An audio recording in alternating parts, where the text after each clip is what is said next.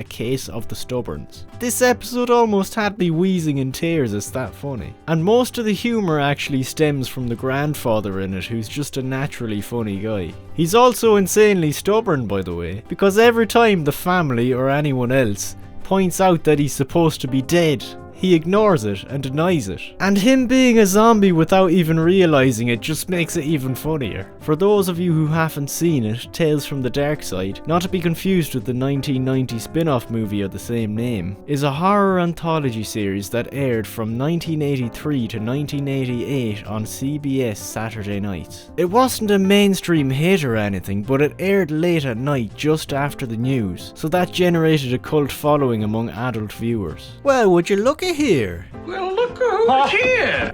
Take that off.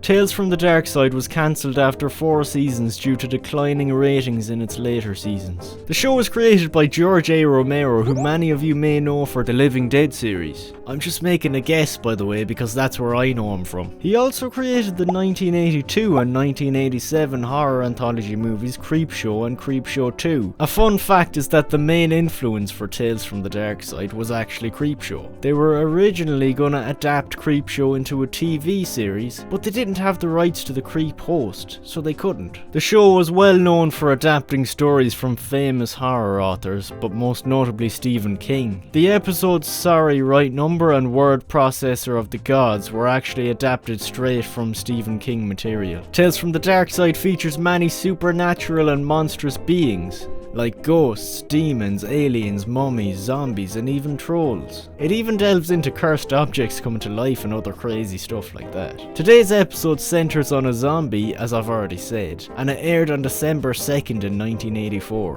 But anyways, that's enough talking rubbish, so welcome back to Crack Attack, and let's finally get into the episode. The episode opens up with a fairly depressing atmosphere. A teenager called Jody reflects on the passing of his grandfather with his mother. Jody says a heartfelt prayer about him. I just want to let you know that he has been a father to me ever since my daddy died. And then we hear this. What was that? I don't know, it must have been the wind. I'm so hungry, I could eat a dang skunk this morning. The wind of that old fart clattering out of his century-old bollocks. Anyways, Grandpa has just awoken from his coffin. He's got his burial suit on and even an embalmed face, as you could expect from someone who's supposed to be dead. He's so hungry that with no shame in the world, he gobbles down his daughter and grandson's breakfasts, leaving them with nothing to eat. So basically they're starving themselves in order to feed a zombie. They both reveal that he passed away last night, but he's so stubborn that he completely denies it. Nobody's gonna say I'm dead when I ain't.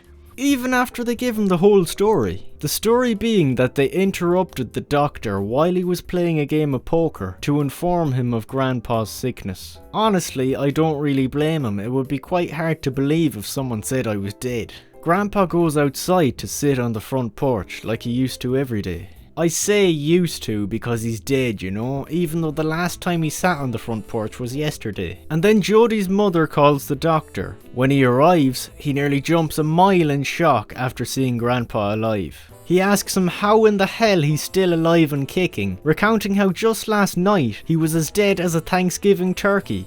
And this is his response. And you was drunker than an old coot, judging from the way you look now, which is considerable deader than me. Well, I know one thing that's not dead, Grandpa's brain cells, because he's still quick-witted as fuck. The doctor checks his heartbeat, and of course, there's no beat. What'd you expect to hear, the Grand Ole Opry? He takes it a step further by checking if his breath will stay in a mirror, and it doesn't. This mirror's clear. He shows Grandpa his own death certificate, but as always he's too stubborn to believe it. He even causes the doctor to go home to have a lie down. He's that lightheaded after what he just witnessed. Don't lie down too long, Doc, or some fool's liable to write out a paper saying you died of a hangover. There's a tremendous amount of jokes in this episode. Every time someone speaks to Grandpa, he responds with a joke. And I'll tell you one thing, he's incapable of telling a bad joke by the looks of it. He goes inside for lunch, and after that... That's Grandpa language for I'm tired. So he goes out on the front porch once again, but this time to have a rest. And he's already starting to walk like a f***ing Lego character.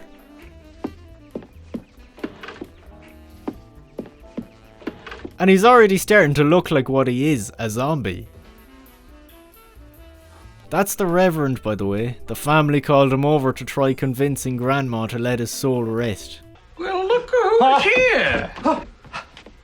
Howdy, Reverend.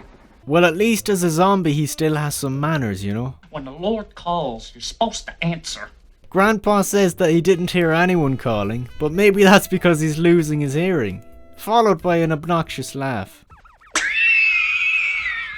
There's no convincing him because, as we know, he's a stubborn bollocks, hence the title of the episode. No matter what the Reverend says, he doubles down. He even asks for proof, but all the Reverend has for him is the word of the Lord. With exuberance, he explains to Grandpa the heavenly feeling he will receive if he just lies down and lets his soul run free. Right into the arms of the Lord.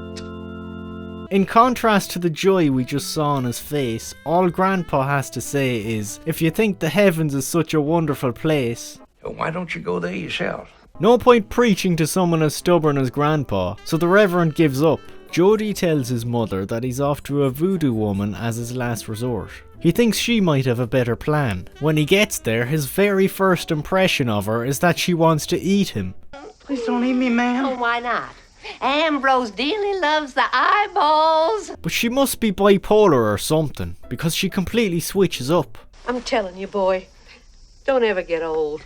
And Jody is surprised to find out that she doesn't in fact want to eat him. After some conversation, it's revealed that the lady knows his grandpa, but mostly because of his stubbornness. Jody returns home with something the voodoo lady gave him, but his mother thinks it's just black pepper. They're out of options, so they're gonna try it anyways. So Jody sprinkles some on Grandpa's serviette. Then Grandpa walks downstairs looking even more like a Lego character than he did before, and looking even more blue in the face. I told you I ain't dead so many times I'm blue in the face. His body is decomposed so much that he can't even reach across the dinner table to grab a piece of catfish. Well, I'm surprised his taste buds still work, to be honest. Jody's plan is about to work.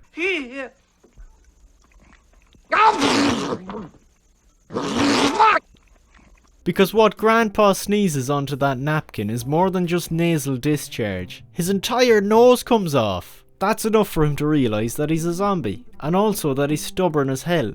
I guess there's no fool like an old fool. So he instantly walks upstairs to finally lay himself to rest. Proof is the antidote to stubbornness, and that's all he needed.